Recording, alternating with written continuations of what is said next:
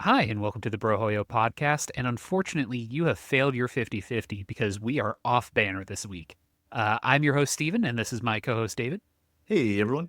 And this off banner, we're going to talk about Persona 5, a personal favorite game of mine, and I believe a favorite game of yours, Dave, as well.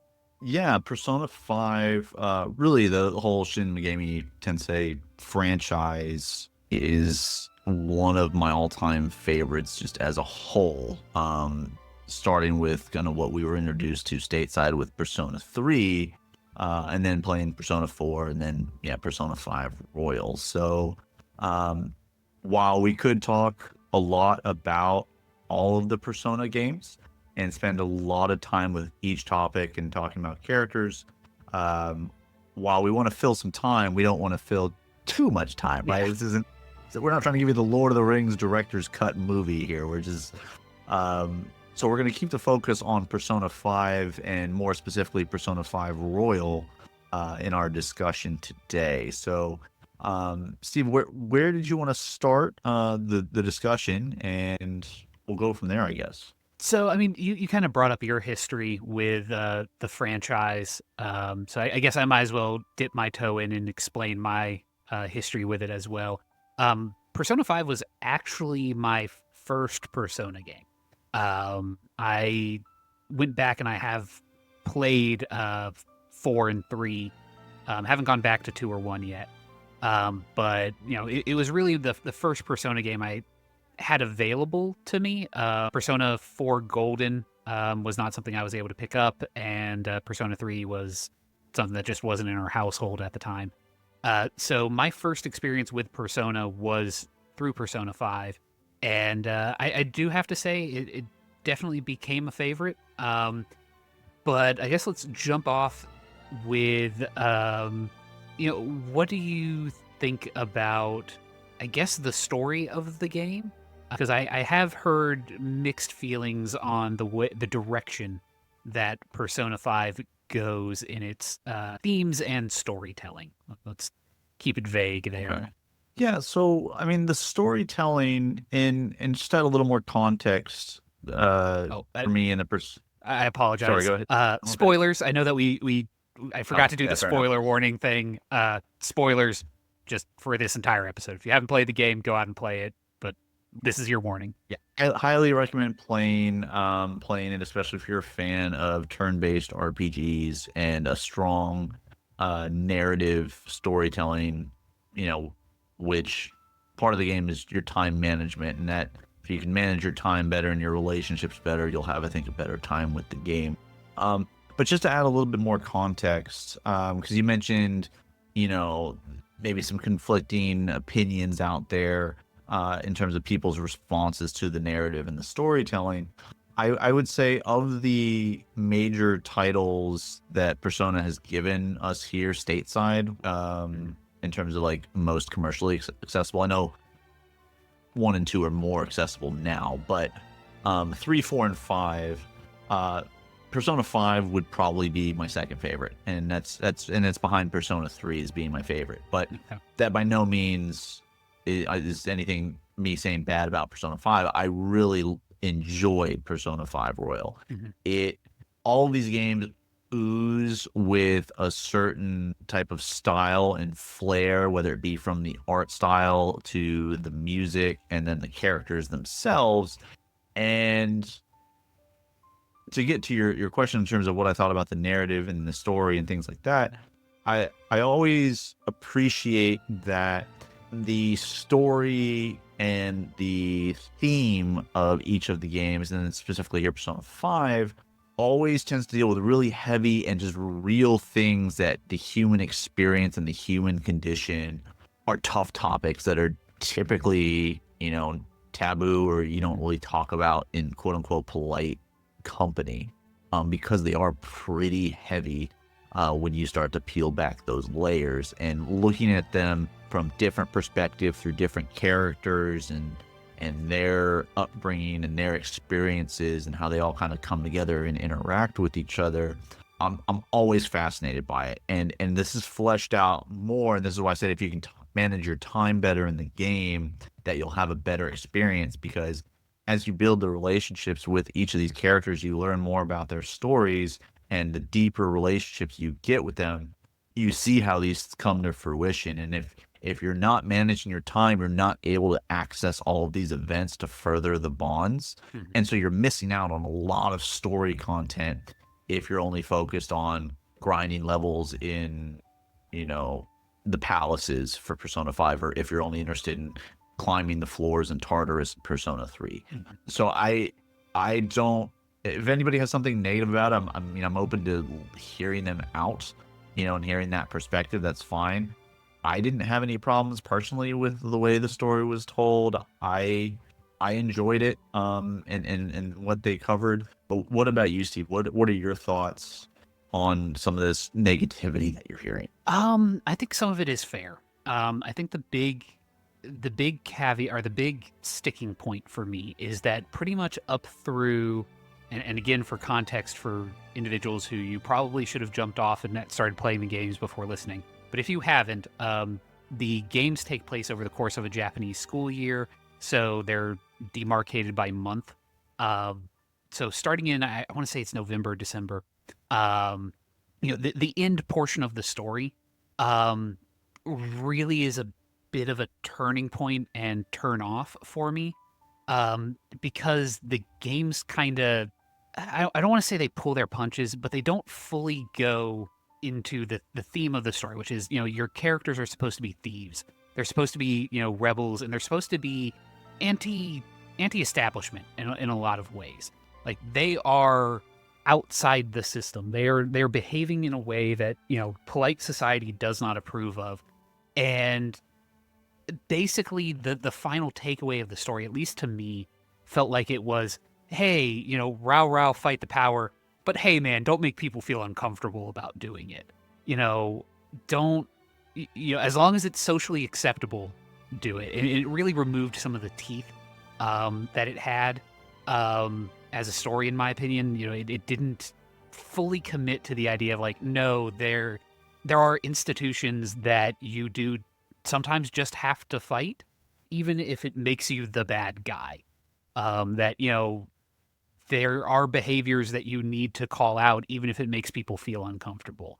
That sort of side of the story, where a lot of it was like, oh, we're when we're popular on Persona versus version of Twitter, things are good and we are good, but once people turn on us, oh no, we are the bad and we have to get back on their good side, instead of going like, no, there's real corruption going on here. And not, again, this is not tracking to any real world events in any way, shape, or form. It's just like, as a theme, it's weakened by a sort of like, they don't want to come across as too anti-establishment. Like, they kind of pull their punch at the end, and I don't know. I'm not as big of a fan of that. I felt like they could have really leaned into it a bit more, and they sort of didn't. But that's my personal take. Overall, I would say it is a great story. It is a great game. I would highly suggest everyone play it.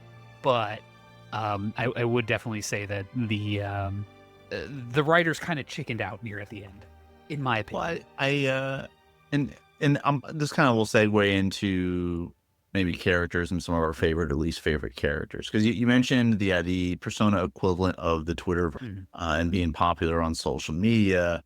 And I think, if memory serves, there's like a few moments where Ryuji gets maybe jealous, or he gets upset, about things because he's not getting the girls, he's not getting the notoriety that he, for some reason, is expecting, despite being an anonymous Okay, look, do-gooder. Ryoji is an entire topic on himself, but yes, And continue. yeah, and is like, and so when that happened in the story arc, and that's occurring, with the social media platform, that, yeah, to that effect, that kind of drives me nuts. um Junpei even does this a little bit in Persona 3. He has his moments of drive. It's just something about that character archetype that just I really don't enjoy. Yeah. But that is, I guess, segueing me into just kind of character. So Ryuji wasn't necessarily my favorite, but again, I think now, if I'm really expanding on that, it's more of that archetype. of, I the buddy you meet and becomes your best friend, but He's he particular egregious though. and then he has like that story arc of growth where he becomes okay with being number two, not being the leader, even though he's trying to project to be at first. Um, Now playing with Persona Royale, we also have Sumire as a character that has or is a confidant rather, and you can actually grow and learn her backstory a bit more, which I found to be interesting because that's more of, I guess, maybe the canon story was with her. Because outside of that, like I was intrigued by On and her story. I did like I thought Futaba was a humorous character, and then even like there wasn't a weak character to me outside of Ryuji. I mean, the mascot of Morgana, like coming from a lot of different gotcha games too, and like the Paimon type character, like I've just come to accept them. I try not to let them sway my opinion of a game, maybe in a plus or a minus. They're just like, all right, you're the token mascot character. Okay. And I know we get a little bit of like some more stuff with Morgana in Royal than we do in the base game, especially with the third semester. But what about you? Are there any characters? And we'll start with those that are in the Phantom Thieves. So obviously, there's a lot of confidants that aren't in the Phantom Thieves that we could talk about. But within the Phantom Thieves group, and I'm even going to include Goro in this too. So anybody that stands out to you in either a positive or a negative light. Like I said, Ryuji is he's a topic unto himself because he is insufferable. The number of times that you are in public as this, your characters are trying to keep a low profile, and he's standing there shouting at the top of his lungs, "Man, being the Phantom Thieves is awesome! Wow, the Phantom Thieves should really do something about it." It's like, buddy, like, come on. Like, these are basics. Like, this is not a complex concept. Don't spin, when you're being hunted by the police, don't yell your, evil group name at the top of your top of your lungs and, constantly make a scene and just, he's outside of that. Like, if you're actually doing his confidant stuff, he's okay. The problem is that for most of the story, he is just a hindrance. Like, he is actively harmful to meeting your goals as the Phantom Thieves. When he's not a confidant, when you're doing his confidant story, he's fine. Like, you get to, he's fleshed out in that. But all of the main story stuff, you just sit there and you kind of go like, you're gonna get us all in prison, man. You need to stop. You need to stop right now. um, as far as the other characters go, they're all very solid. On is uh honestly the best of the original three characters or four characters if you can count Morgana. She's the one that actually has a head on her shoulders and seems competent. Since you're the main character, you're always kind of defaulted to the boss man leader, but you're not allowed to actually make decisions in a lot of ways because you're railroaded by the story. So typically it's On that's actually the voice of reason until you meet I can't Queen. I remember the character handles. Makoto. Makoto. Yeah, I remember the handles better than I remember the names. Makoto. Makoto kind of takes over that role once she's introduced to the party, but before that, it's sort of On who's the voice of reason between the group. Yeah, sorry, Ryuji he's the giant black hole of my enjoyment to a certain degree. Like, I love all of the Phantom Thieves except him. Because every time he opens his mouth, he's trying to sink us. It's, man, I need you to just shut up. But I guess it doesn't sound like you have quite as much of a disdain for him as I do. Probably not as much of a disdain though. I do have a negative outlook on him, but again, he's written to be a certain type of character, and that type of character has made its way into multiple Persona games, and any character written that way, I don't like. I'm trying to remember who it was in Persona 4. I can't remember offhand. It's the best, isn't it? The best friend guy, the Mart. His dad runs the supermarket. Yeah, I think you're right, but I mean, but yeah, Ryuji and then yeah, Junpei is especially too. Like both, they're all have a lot of similar traits, which drive me nuts. But yeah, as far as like favorite characters, I really liked On's development.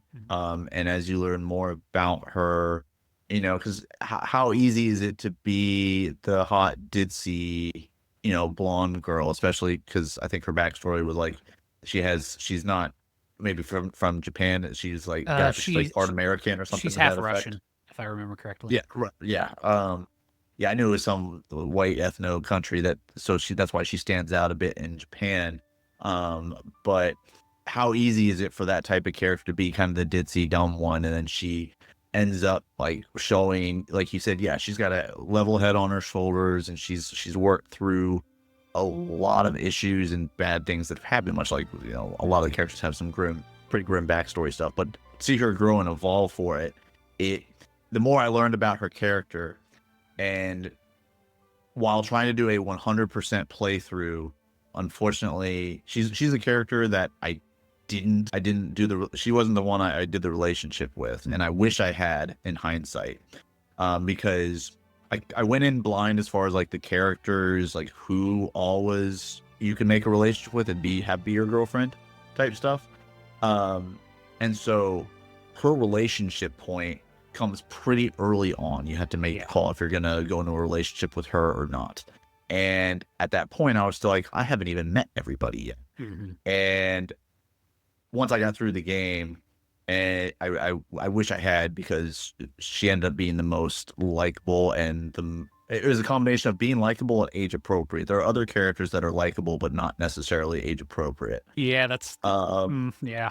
That kind of brings me to, we've talked about kind of the characters in the Phantom Thieves, but moving to the non-playable characters, some of the other confidants and such, who I did end up romancing was Hifumi Togo, who was the girl you talked to at the church, who plays, she's the shogi champion.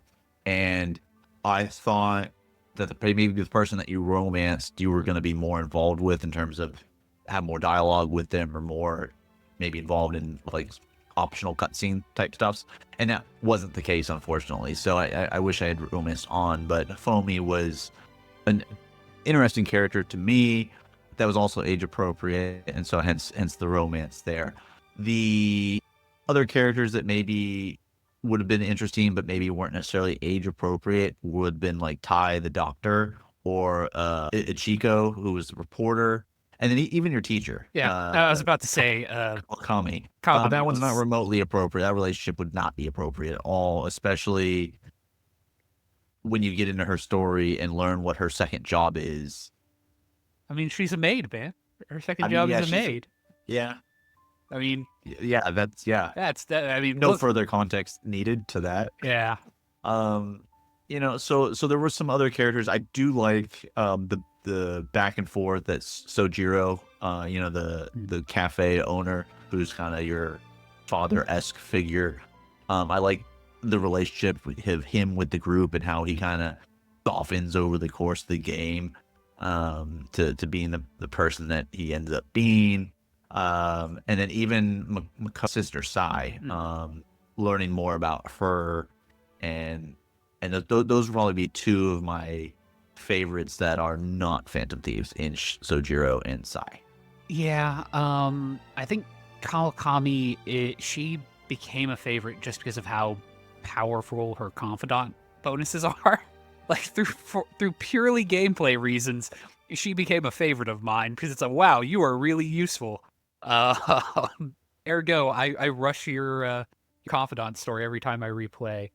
Um, I would say I do think another confidant worth mentioning that I found interesting was not Oda, was it Togo? I'm trying to remember it. He's the no, it's Yoshida, I believe. Because Toro no Isuke? yeah, Torinosuke Yoshida, the politician. Yoshida, yeah. Yeah. Yes. Yeah, I believe he is the moon persona? He is Sun. Sun, that's right. Yeah, I had to look him up by the confidant. I was confusing him with the businessman from Persona 3, I think. Yeah. Well, and I But guess also he's deaf. No, Moon in Persona 3 is the gourmet king. Anyway, sorry, go ahead. I'm getting in Persona 3. You're good. You're good. That's not the point here. Sorry. Yeah, and I guess for listeners, just so you know, confidants are tied to the tarot. So they're tied to like the Hanged Man, Devil Tower, Moon, Sun, Judgment Star. And every protagonist is the Fool. It's the wild card in the deck, and that's why you can use personas from any of those. Yep, you can use any persona or any that you find in the field. You can't use other people's personas, I don't think. Correct. Yeah. Right. So, anyways, sorry, I got anyway, there. back to Yoshida. Back to Yoshida. Yeah, I enjoyed him. I thought his story was very interesting, and sort of his climb back up from infamy into, basically partly a rebrand, partly a sort of like, no, I'm not going to fall for the same trick again. Like, I'm not going to get back into the weeds and let myself get pulled back down.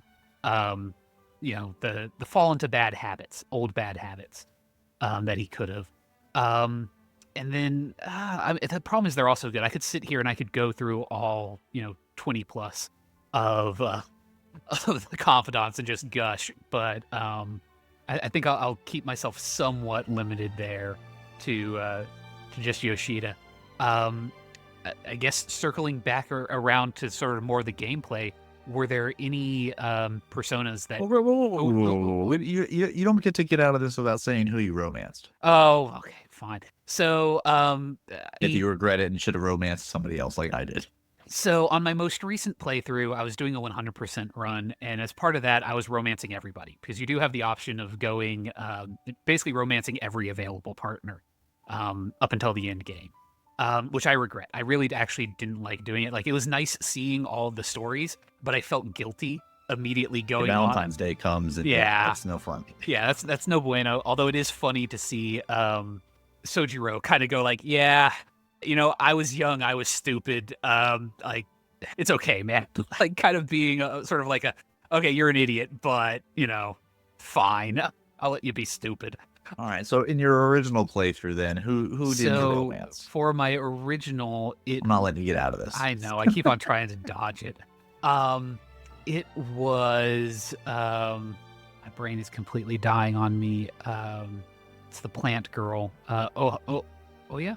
Haru? Oh, Haru. Yeah, Haru. There we go. Yeah, Haru Okumura, the CEO arranged marriage originally daughter, right? Yeah, there we go. Yeah. It was her that I originally romanced, primarily because, as you mentioned, Ons came way too early, and I wanted to meet everyone. So by the time I had met everyone, I'd kind of already made decisions, and I kept on one more thing, like, no, I want to see what's coming. I want to see what's coming. And until I kind of ended up with her. Not that, again, there's anything wrong with her as a character. I actually really enjoyed it. I do think going back through, I almost feel that Makoto kind of almost feels like the canon relationship in a lot of ways. Just because of how much screen time Makoto gets, instead of Haru, especially since she comes so late. I do also want to mention, I do have issues with Futaba's confidant story. There's some heinous stuff that is mentioned in that one, and the way that they kind of shrug that off is, I'm not cool with. Her confidant story was her trying to bust her out of her shell, so she's not such a shut-in. Memory serves. Kind of. The problem is you're forgetting that she had a childhood friend who was being abused in a very explicit way, and basically the story is, get this family back together, instead of punishing the parents who were abusing this child. Yeah. So, hazy on some of those details, but yeah, slowly coming back. Yeah, that's where I'm left kind of going like, I'm less cool with that one. But yeah. Anyways, well, and we learn more about Futaba not just because of her confidant story, but also there's a whole palace dedicated to her, right? Yeah, she's one of the characters that gets like a full dedicated Like you get a boss fight in order to Yeah, deal with you her fight issues. Shadow her, Yeah. essentially. So, and then then you have the confidant storyline outside of that. Even. Yeah. So, but yeah, I, I do enjoy Futaba. I wouldn't romance her because she's more of a younger sister character. Yes. So, Yeah. yeah. But okay, fine. You managed to nail me down, so I had to give that information away. Um, but I guess Now you were gonna loop in the gameplay, yeah. and I do want to ask another question of you because with Persona 5 Royal, something we had access to in that game that you wouldn't have access to normally Mhm. are super strong personas out of the box. Um, like you get, I forget, it's like Orpheus Beta or whatever it was, the Mhm. something that you normally wouldn't get until you fuse all of like the Messiahs and the Satans and all the highest level capped personas. Yeah. You fuse like 6 of those together, you wouldn't get this one normally type or one of this power level normally until that stage of the game, and you get it out of the box. And some people are like, it's in there, let's use it and just make the game trivial. Others are like, no, I'm going to play the game as intended. Did you ever even get those out of the box in Royal, or did you use them and have no qualms about it? No, I did not use them. The only ones I used were there are some previous game personas that return. Uh, the persona from Persona 4, the main persona that you got, like he shows up, and the only reason why I used those was I needed to get certain confidant types. So I needed like a star or moon or something like that earlier than I Mhm. really probably could have technically gotten it, and it was easier just to go in that one and go, okay, fine, I've got it, and I don't have to worry about it, instead of trying to hunt down the specific persona I needed. So I mainly used them as gap fillers, but I never used them in combat. Gotcha. And that was the entire purpose of them for me. Was like, okay, fine, I'll use this one because it's the only one I have for. I think it was like, I want to say it was the tower or something like that that I didn't have It's access usually to yet. star towers. Yeah, Like you need a very specific combination that's harder to farm for, so that checks out. yeah, or I would have had to sit there and like Yeah. meld them all together in order to try and get one. And it was like, ah, whatever. I'm not fighting with this. I'm just grabbing this one out of the box, and he'll sit on my team and let me get my confidant bonus that I need. Yeah, I will say I'll admit to using them just kind of in the initial, and the reason for that is if you're doing it and how I justify it is a lot of the 100% playthroughs. And now, mind you, these games, if you're unfamiliar with the series, these games are, yeah, you're gonna spend 60 hours to complete the game, but if you're trying to like get through everything, you can and 100% stuff, you can easily get 80, 100 hours. Like it's not out of the realm of possibility. And in these 100% playthroughs, a lot of them require heavy grinding in like the first time you go into the palace or the first time you go into Tartarus or the first time you go into the TV channels, depending on which Persona game you're playing. Mhm. And they require you to grind excessively longer than you normally would if you're just playing the game normally. Mhm. And so because of that, just because of the drain on resources that can be, I just use the strongest one to be able to one shot thing, and then when their passive is like let you refill your MP at the end of combat type stuff. And so after that like initial run through and that initial hey, I have to grind to like level 16, whereas normally you'd only be level 7 after the first palace thing. After that initial run, then I went back to purely what was level appropriate, what I was finding and fusing. But just for that initial go, it makes what can be a 4-hour grind maybe an hour and a half to 2-hour grind. Um, so Yeah, guilty for using them. one of the best add-ons that they did for Royal was, I think it was Ruji's. One of his confidants was just that when you're in the truck mode Oh my gosh, in yes. Mephiston, not Yeah, Mephistos. Mementos. Mementos, yes. Mementos. When you're in Mementos, you can Mephistos. just run over anything that's, I think, lower level than you is the limit. Like it Yeah. has to be green or lower. You can just Yeah, run and over you enemies. instantly get the items, you instantly get the experience, and Yeah, all you just did was run over them rather than going even into the cutscene to, yeah, yeah. that was a wonderful addition to that Royal made, that did not exist in the base game. Yeah, Um, that was great. I love it. If anybody is going to go back and replay it, I would strongly suggest Royal. Not just for the if not for that alone. yeah, just that alone makes it worth it. I'm gonna ask you about what your favorite like persona is, like the JoJo stand persona, and then I have one other thing I want to comment on, and then I think I'm done as far as comments. But Well, that's so hard to pick one persona. That's because there are so many that are really cool design. And then there are some that are stupid looking design, but like very strong. yeah, Um, let's just go with from the personas of the Phantom Thieves, like limit it to just theirs. So like their mainline personas. okay. Man, you threw this at me. This is, I can answer mine if you want. yeah. Stall for me. No problem. I'll stall for you a bit. So I actually like Ruji's his persona. It eventually goes up to Chi is what it calls, but I'm not a giant fan of that one. I prefer his it's almost a song Sun Wukong style Monkey Man that he has as a persona. So it's basically, Sun Wukong, monkey with a stick on a cloud. I know it's technically based on a different myth, specifically, I think Japan instead of China. But I actually really enjoy that one. I hate his character, but he is a really cool persona. Like, I really Oh, like yeah, that.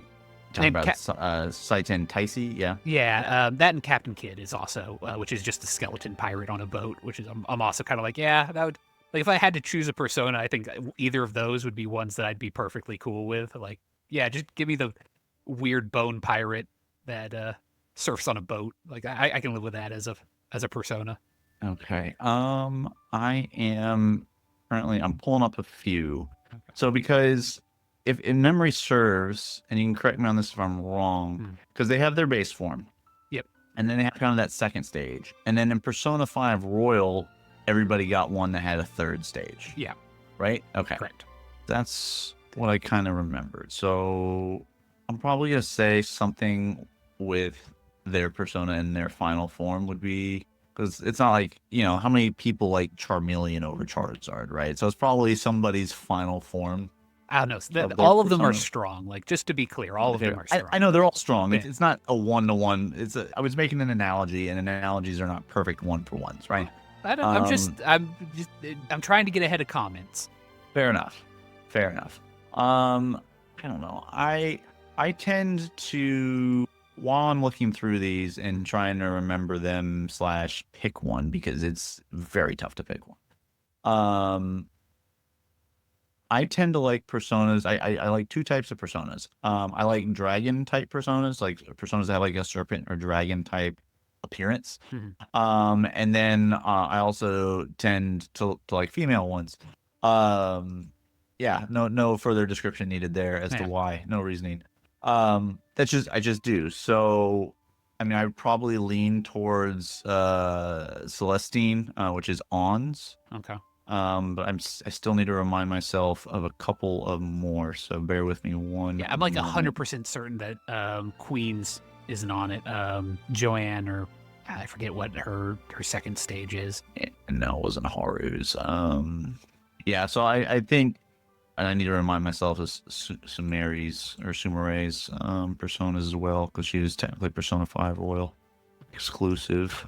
Oh, she did have a pretty solid. Oh, those are kind of cool because she was kind of like the fencer type of character. Mm-hmm. Yeah, it's hard to pick one, but I guess if I had to pick one, it would either be one of On's or one of Sumeri's, as far as that goes. But as far as like general personas that are out there, yeah, I really like a lot of the dragons ones. So like Seri. Oh, there was another big one that was, there was another big one that's slipping me right now. As far as a persona, was it Citadel? No. Do you have one offhand that is one of your favorites? That's just like a general persona, or As is far that? as general persona goes, I like a lot of the like more angel-y ones, like the Mm. straight up like Hmm. arcane type ones. They all, and again, for anyone who hasn't played Persona 5 and somehow is still this deep into, or the Persona series and still this deep into listening to us, most of the personas are based off of myth and legend. So, like when I say archangel, I mean they are archangel. They have kelpies, the horses, the seaweed horses, so on and so forth. They also pull from Hindu myth, Chinese myth, other cultures, so it's not just Western. I think they have Ganesh is one of them, or a Yeah, variation of Ganesh. Ganesh. Yeah, yeah. Seiryu was the one I was thinking. That's kind of like the Dragon Ball Z dragon looking one. Hmm. So maybe that's why it's a homage in my mind to that. Perhaps is why Yeah. I'm the affinity for that particular one. But there are a bunch of other ones that aren't as high level. That are dragony looking ones. There's like what 100 and something, 120, 130 of personas in the game. Yeah, and I think So all of them have some of them are it's technically reskins, but most of them are unique in some way. so it's hard to pick one in and of itself, even if I remembered all of them, much less the fact I'm a little Corey, that's another one that's kind of like the Golden Dragon one. As I kind of look through these right now. So those are kind of the ones that I look at. And then there are some absolutely ridiculously looking ones. Like I think Mott was just like a coffin with the hands coming out of it type stuff. Yeah, I Um, don't think they have the chariot one. Oh, there's Mother Harlot, I think is her name, who's just oh no, it's not Mother Harlot. There's No, I'm there was talking about the one one. that's a giant penis chariot. Yeah, Yeah. that's the one I'm thinking of. I Oh, can't remember what that one. yeah. Yeah. Oh wait, I think I do remember what it was called. I'm gonna try and find it before I say it out loud. Yeah. Was it? Yep. It's Mara. It's Mara. Yeah. Okay. It's Mara. Okay. I'll tell Yeah. you how I remembered that off of the recording. I'm definitely not sharing that one on the recording as to why I remembered that. No, you're good. You're good. Um, but yeah, so Yeah. there are a lot of great persona designs. Like I mentioned in the outset, the design and the aesthetic of this game definitely has an appeal to it and a certain a unique flavor and design as far as just that pop and that style and that feel. Um, Now another thing with Persona 5 to kind of piggyback on that flair and having its own vibe, Persona 5 Royal had a feature that allowed that you could like earn some currency by doing things in the game and even in this particular game mode. But they had the Thieves Den, Hmm. which was not related to the main story at all in terms of driving the plot forward. But what it did was it allowed you to, through various mini games and such, unlock music or concerts with music of the game, concept art, different cuts. Like you could go to watch cutscenes from the game after they've happened.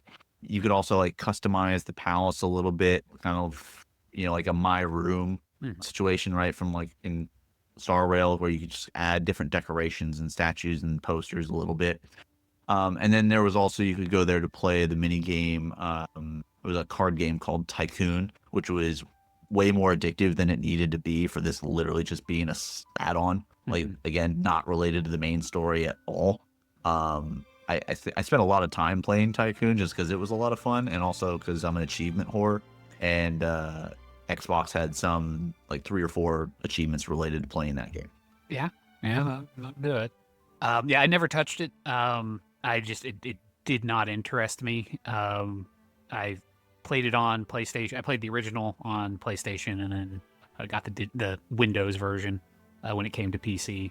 So the felt no need to go after achievements on it. Now, also talking about flair real quick. Wait, I don't think this would be a complete or fair discussion with Persona if we didn't talk at least about the music for a moment. And if you remember any of the songs, do you have any favorites from the Persona? Chameleon, Ocean, River in the Desert are two that automatically come to mind. Is yeah, Chameleon and Ocean in the Desert or River in the Desert. River in the Desert. Yeah. I think, right? Yeah.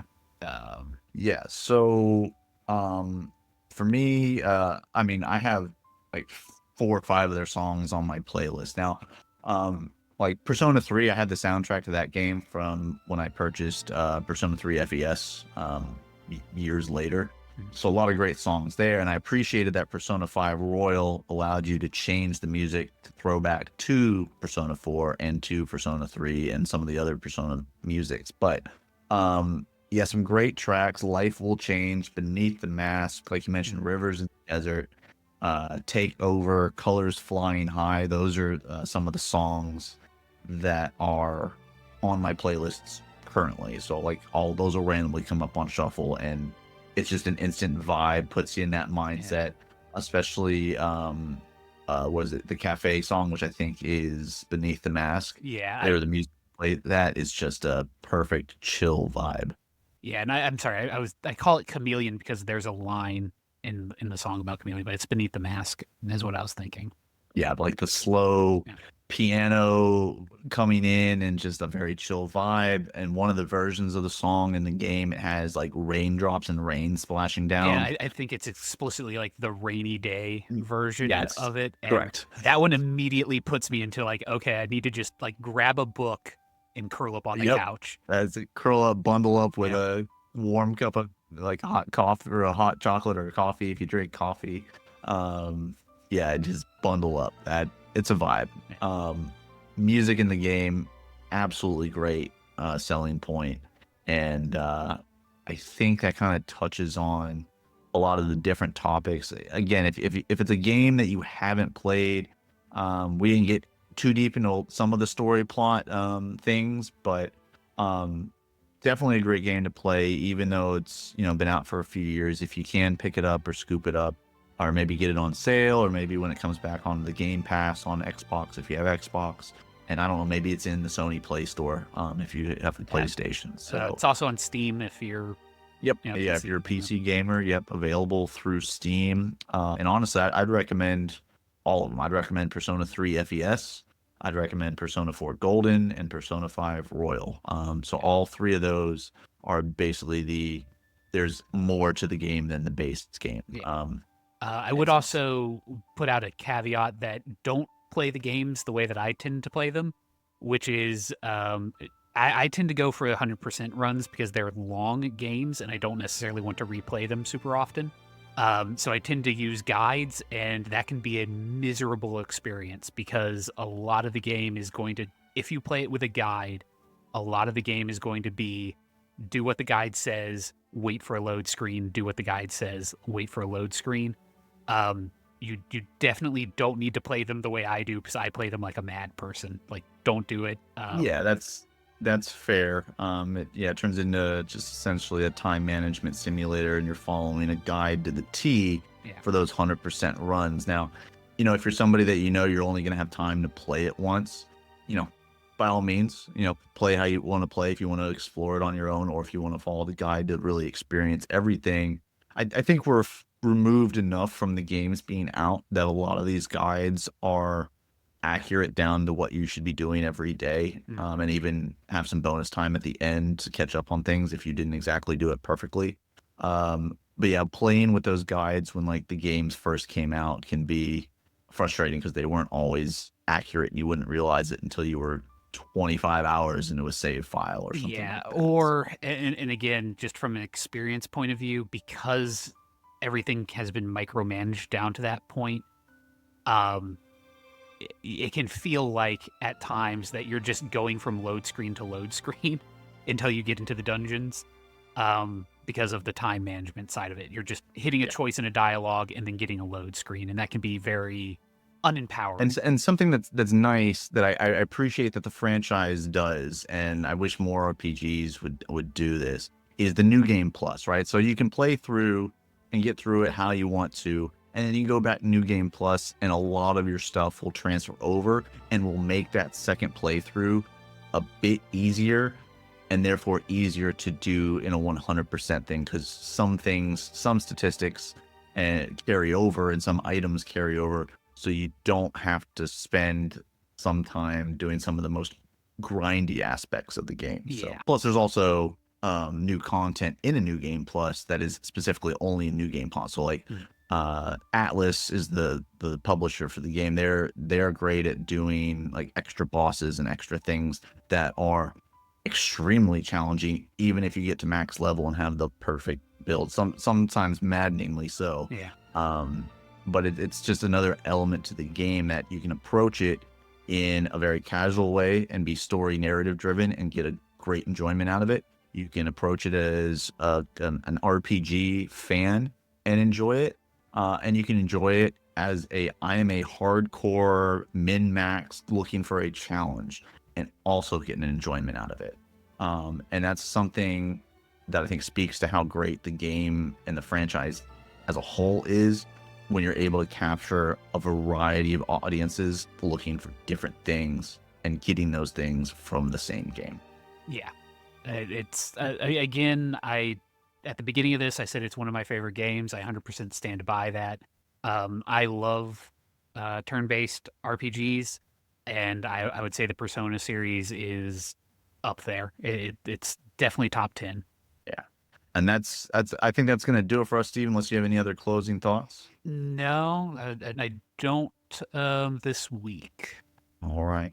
Well, yeah, I mean that's gonna do it for our Persona 5 discussion. We want to thank you guys for joining us this week. Let us know down below, what your thoughts are on Persona 5, or maybe you played Persona 5 Royal and have some thoughts on those, or really honestly any of the other Persona games. You get me talking about it, I'll have that conversation. I loved Persona 3. Persona 4 was also really good, and yeah, obviously Persona 5, what we focused on today.